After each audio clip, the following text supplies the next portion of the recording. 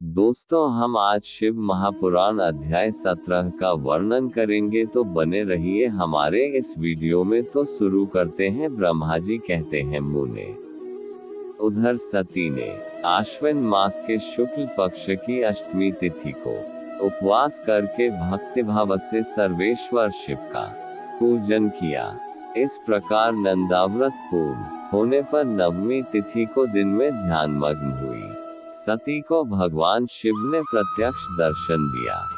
उनका श्री विग्रह सर्वांग सुंदर एवं गौरवर्ण का था। उनके 5 मुख थे और प्रत्येक मुख में 3-3 नेत्र थे। भाल देश में चंद्रमा शोभा दे रहा था। उनका चित्त प्रसन्न था और कंठ में नील चिन्ह दृष्टिगोचर होता था। उनके 4 भुजाएं थी। उन्होंने हाथों में त्रिशूल, ब्रह्मकपाल, वर तथा अभय धारण कर रखे थे। भस्म में अंगराग से उनका सारा शरीर उद्भासित हो रहा था। गंगा जी उनके मस्तक की शोभा बढ़ा रही थी। उनके सभी अंग बड़े मनोहर थे। वे महान लावण्य के धाम जान पड़ते थे। उनके मुख करोड़ों चंद्रमाओं के समान प्रकाशमान एवं आह्लादजनक थे। उनकी अनकौंती करोड़ों कामदेवों को तिरस्कृत कर रही थी तथा उनकी आकृति स्त्रियों के लिए सर्वथा ही प्रिय थी। सती ने ऐसे सौंदर्य माधुर्य से युक्त प्रभु महादेव जी को प्रत्यक्ष देखकर उनके चरणों की वंदना की। उस समय उनका मुख लज्जा से झुका हुआ था। तपस्या के पुंज का फल प्रदान करने वाले महादेव जी उन्हीं के हाथों में त्रिशूल, ब्रह्मकपाल, वर तथा अभय धारण कर रखे थे। भस्म में अनुराग से उनका सारा शरीर उद्भासित हो रहा था। गंगा जी उनके मस्तक की शोभा बढ़ा रही थी। उनके सभी अंग बड़े मनोहर थे। वे महान लावण्य के धाम जान पड़ते थे। उनके मुख करोड़ों चंद्रमाओं के समान प्रकाशमान एवं आह्लादजनक थे। उनकी अनकौंती करोड़ों कामदेवों को तिरस्कृत कर रही थी तथा उनकी आकृति स्त्रियों के लिए सर्वथा ही प्रिय थी। सती ने ऐसे सौंदर्य माधुर्य से युक्त प्रभु महादेव जी को प्रत्यक्ष देखकर उनके चरणों की वंदना की। उस समय उनका मुख लज्जा से झुका हुआ था।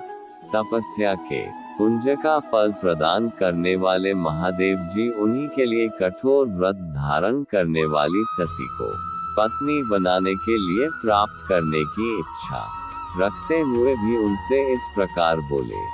महादेव जी ने कहा, उत्तम व्रत का पालन करने वाली दक्षनंदिनी, मैं तुम्हारे इस व्रत से बहुत प्रसन्न हूँ, इसलिए कोई वर मांगो। तुम्हारे मन को जो अभीष्ट होगा वही वर मैं तुम्हें दूंगा। ब्रह्मा जी कहते हैं, मुने जगदीश्वर महादेव जी यद्यपि सती के मनोभाव को जानते थे तो भी उनकी बात सुनने के लिए बोले, कोई वर मांगो। परंतु सती लज्जा के अधीन हो गई थी, इसलिए उनके हृदय में जो बात थी उसे वे स्पष्ट शब्दों में कह न सकी। उनका जो अभीष्ट मनोरथ था वह लज्जा से आच्छादित हो गया। प्राणवल्लभ शिव का प्रिय वचन सुनकर सती अत्यंत प्रेम में मग्न हो गई। इस बात को जानकर भक्तवत्सल भगवान शंकर बड़े प्रसन्न हुए और शीघ्रतापूर्वक बारंबार कहने लगे, वर मांगो, वर मांगो। सत्पुरुषों के आश्रय भूत अंतर्यामी शंभु सती की भक्ति के वशीभूत हो गए थे।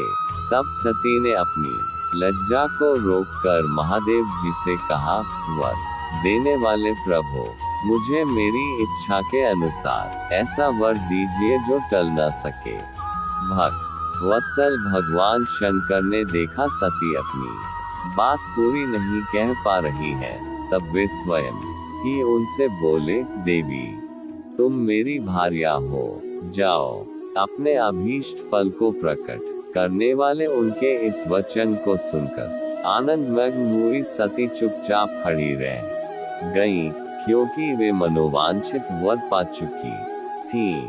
फिर दक्ष कन्या प्रसन्न हो दोनों हाथ जोड़ मस्तक झुका भक्तवत्सल शिव से